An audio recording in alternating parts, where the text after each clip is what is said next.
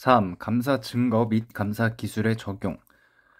먼저 구분을 하면은 위험 평가 절차와 추가 감사 절차에서 통제 테스트와 실증 절차 이렇게 세 개로 나눠서 위험 평가 절차의 목적은 재무제표의 중요 왜곡 표시 위험을 평가하여 추가 감사 절차를 설계하기 위함이다.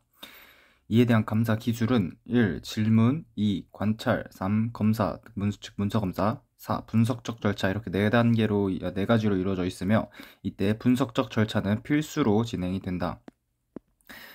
통제 테스트 TOC의 경우 목적은 통제 운영의 효과성에 대해 감사 증거를 수집하는 것으로 이에 대한 감사 기술은 1. 질문, 2. 관찰, 3. 검사, 문서검사, 4. 재수행, 여기는 재수행이다.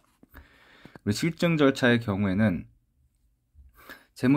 목적은 재무제표의 중요한 왜곡 표시를 적발하는 것으로 이에 대한 감사 기술은 1. 실증적인 분석적 절차와 2. 세부 테스트로 이루어져서 이때 세부 테스트는 계정 잔액에 대한 테스트, 거래 유형에 대한 테스트, 공시와 관련된 테스트 이렇게 진행을 하면 된다. 이에 1번부터 4번 아까 있었던 것은 전부 예시가 아닌 기준에 한정적으로 나열되어 있는 감사 기술임. 즉 이렇게 네 가지가 있다는 것을 암기해둬야 된다. 세부 사항들. 이 실증 절차에서 세부 테스트에 관해서 이때 계정 잔액에 대한 테스트는 기말 잔액의 구성 내역을 직접 확인하는 테스트로 기말 잔액의 적정성을 확인하는 감사 절차이다. 이때는 외부 조회, 실물 검사, 관찰, 재계산 등을 하면 된다. 거래 유형에 대한 테스트. 기초 잔액에서 출발하여 증가 감소의 거래 증빙을 확인하는 테스트로 이에 대해서는 문서 검사, 질문, 재계산 등을 수행하면 된다. 거래 유형에 대한 테스트가 필요한 이유가 있는데 일반적으로 계정 잔액에 대한 테스트를 통하여 충분하고 적합한 감사 증거를 확보하지 못한 경우 이를 대체하기 위한 감사 절차로서 필요하다. 그리고 계정 잔액에 대한 테스트를 통한 기말 잔액을 검증할 때에는 관련 거래 항목도 동시에 검증하는 것이 필요하다. 그렇기 때문에 거래 유형에 대한 테스트가 필요한 것이다. 4. 분석적 절차. 첫 번째 1. 분석적 절차 적용 단계별 목적과 특징. 먼저 분석적 절차의 단계는 외에는 크게 세 가지로 위험 평가 단계, 실증 절차 단계, 감사 종료 시 결론을 형성하는 단계 이렇게 세 가지에서 분석적 절차가 모두 사용될 수 있다. 이제 위험 평가 단계부터 보면은 위험 평가 단계는 이때 적용 주체는 핵심 업무 팀원이 적용을 하며 이때 분석적 절차를 하는 목적은 1. 중요 왜곡 표시 위험, 특히 부정에 의한 중요 왜곡 표시 위험을 식별, 평가하는 데 도움을 준다. 거기에 플러스로 감사인이 알지 못한 기업의 측면들을 식별할 수 있게 한다. 즉 위험 평가를 하는 데 사용할 수 있다. 그리고 2. 중요 왜곡 표시 위험을 평가하여 위험 평가에 대한 대응을 설계하고 수행하는 기반을 제공한다. 즉 감사 계획을 수립하는 데 사용된다는 것이다. 이때 이 분석적 절차의 특징으론 위험 평가 절차로서 분석적 절차가 필수로 해야 된다. 재무제표 수준의 분석적 절차를 하며 상위 수준으로 요약된 데이터를 이용한다. 실증 절차 단계.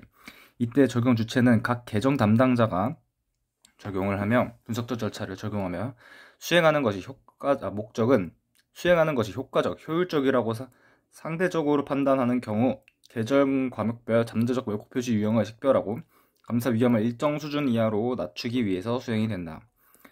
그리고 2. 실증적 분석 절차를 이용하여 관련성이 있고 신뢰할 수 있는 감사 증거를 입수한다. 이에 대한 이때 분석적 절차의 특징은 회사의 상황이나 감사인의 판단에 따라 세부 테스트와 병행 또는 선택하여 이용하며 하위 수준으로 요약된 데이터를 이용한다.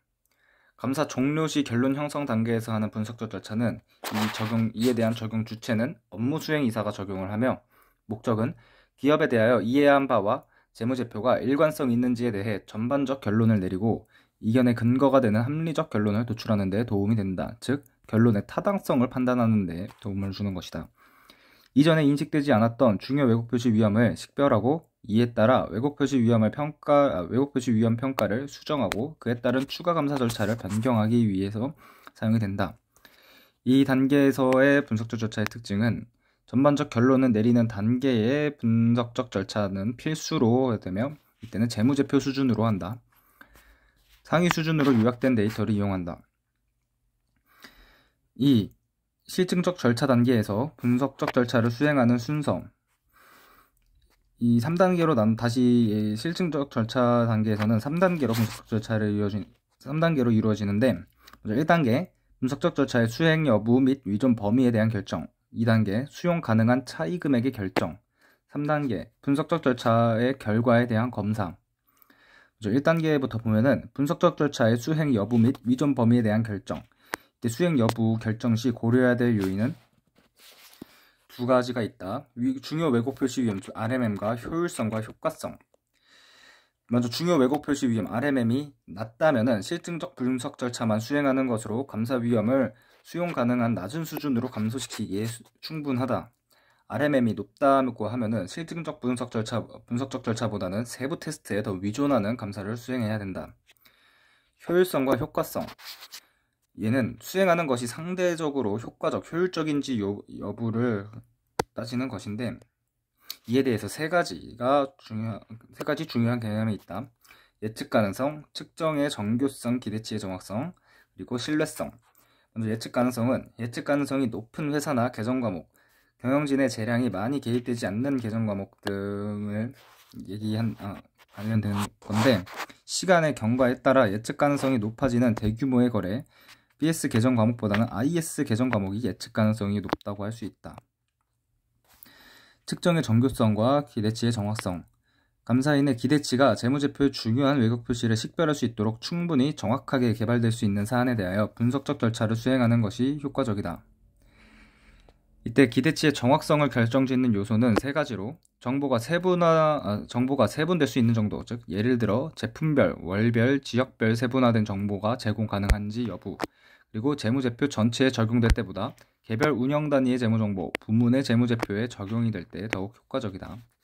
그리고 2. 재무 및 비재무 정보의 이용 가능성. 3. 예측되는 정확성. 즉 연구비, 광고비 얘네보다는 매출 총이익, 급여, 이자 비용, 감가상각비 이런 애들이 예측의 정확성이 더 높을 수 있다. 다음 신뢰성. 분석적 절차 관련 신뢰성에 영향을 주는 요인. 1. 이용 가능한 정보의 원천. 2. 이용 가능한 정보의 성격과 관련성. 3. 정보의 완전성, 정확성, 타당성을 보장하도록 설계된 정보의 작성에 대한 통제, 즉 내부 통제의 유효성. 4. 이용 가능한 정보의 비교 가능성. 그 다음 2단계 수용 가능한 차이 금액의 결정. 얘는 분석적 중요성과 비슷한 개념으로 분석적 절차의 경우에도 중요성의 개념이 적용됨. 그러니까 어느 정도 차이 금액이 크다고 하면은 RMM이 높은 것으로 판단하면 되는 거니까. 그럼 3단계 분석적 절차의 결과에 대한 검사. 감사인이 다른 관련 정보와 불일치하거나 기대치와 유의적인 금액만큼 차이가 있는 변동이나 관계를 식별한 경우, 분석적 절차 수행 결과 유의적인 차이가 발견된 경우 추가 수행 절차. 기억, 경영진과 질문하고 경영진의 답변과 관련성이 있는 적합한 감사 증거를 입수한다. 니은, 그러한 상황에 필요한 기타의 감사 절차를 수행한다.